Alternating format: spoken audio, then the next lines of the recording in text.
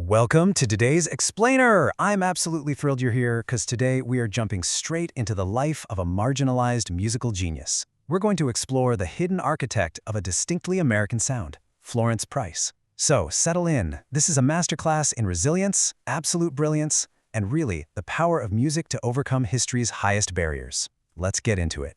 So what actually happens when a musical genius is just erased from history? Well, let's start with a modern mystery. Picture this, it's 2009. You walk into this dilapidated, totally abandoned house in Illinois, and right there, amidst all the dust and decay, you stumble on a literal treasure trove of lost manuscripts. Dozens of original musical scores just sitting there, completely forgotten. I mean, this wasn't just a pile of old paper, this was the silenced voice of an absolute pioneer, whose work had been systematically buried by decades of racism and sexism.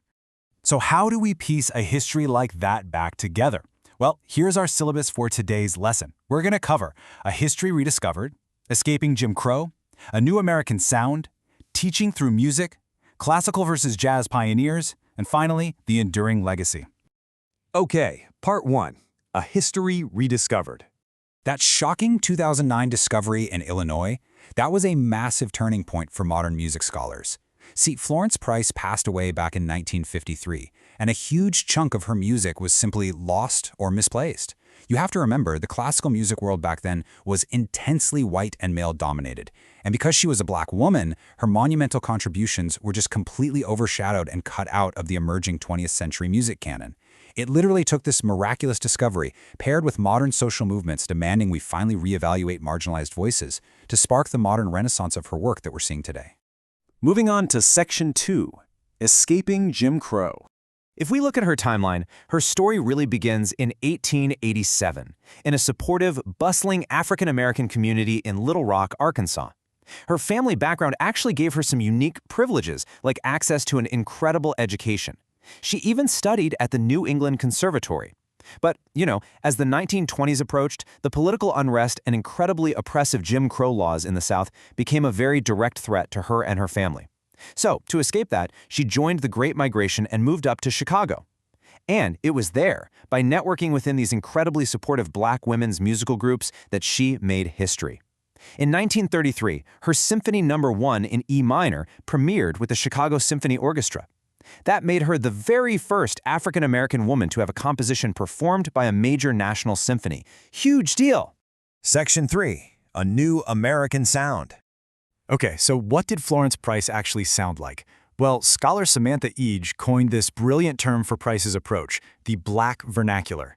Essentially, Price seamlessly integrated African-American folk music, spirituals, and deeply syncopated rhythms directly into traditional Western classical forms, like your standard symphony or sonata.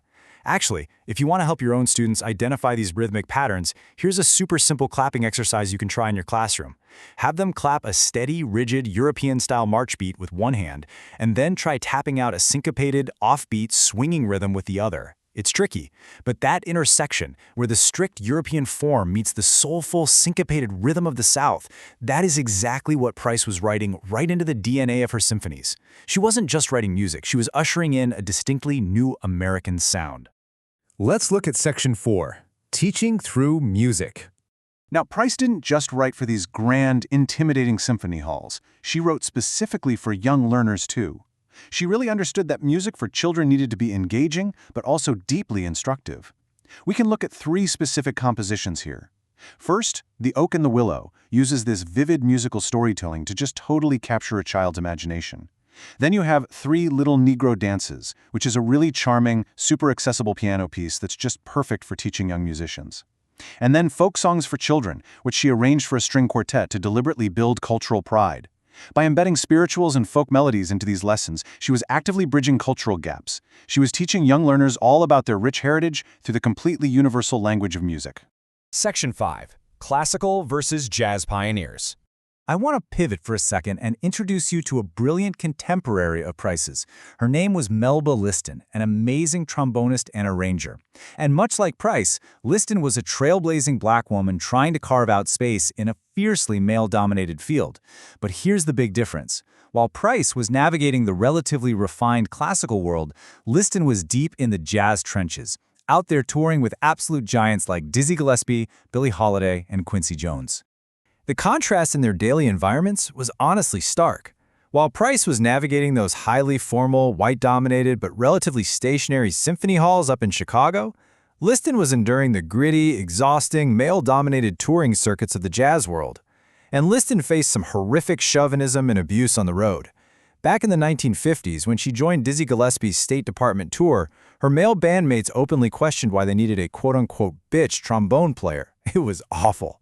She had to carry all her own luggage, be totally self-sufficient, and honestly, play with absolute virtuosic perfection just to prove she even belonged there. And it was only after she proved she was a true musical heavyweight that the men finally changed her nickname from bitch to mama. It was an intensely unrelenting boys' club. There's a quote from a 1941 Downbeat magazine article that really captures this attitude. It reads, "The ability to succeed in traditionally male domains seems incompatible with accepted ideas about femininity." And wow, that perfectly highlights the triple burden these women face, doesn't it? I mean, think about it. First, they're fighting race discrimination in a heavily segregated America. Second, they're fighting gender expectations where women were, quote-unquote, supposed to be singers or stay-at-home mothers, definitely not instrumentalists or composers. And third, they were fighting bias against their specific musical roles. Whether it was Price commanding a massive classical symphony or Liston playing a loud, socially male-gendered instrument like the trombone. Society actively tried to marginalize them, basically claiming that their success was just fundamentally incompatible with being a woman.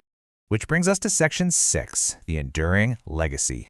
So what is the big takeaway from all this? Well, whether they were standing in the polished symphony halls of Chicago or riding on those exhausting segregated jazz touring buses crossing the country, these women were quietly, resiliently building the very foundation of 20th century American music. Florence Price took the soul of the South and fused it with the structure of Europe to give us an entirely new classical identity.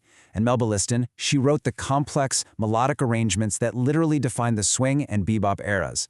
They didn't just play music, you guys. They laid the groundwork for absolutely everything that came after them. And that brings us to the end of our explainer today. But I want to leave you with one final, kind of provocative thought before class is dismissed. If Florence Price's absolute genius, music that quite literally redefined the American sound, if that was just left to gather dust in an abandoned house for over half a century, whose masterpiece is waiting to be discovered right now? Seriously, what other silenced voices in history are just waiting for us to finally listen? Keep that question in the back of your mind as you explore the music you love. Thank you so much for joining me in this masterclass, and keep learning.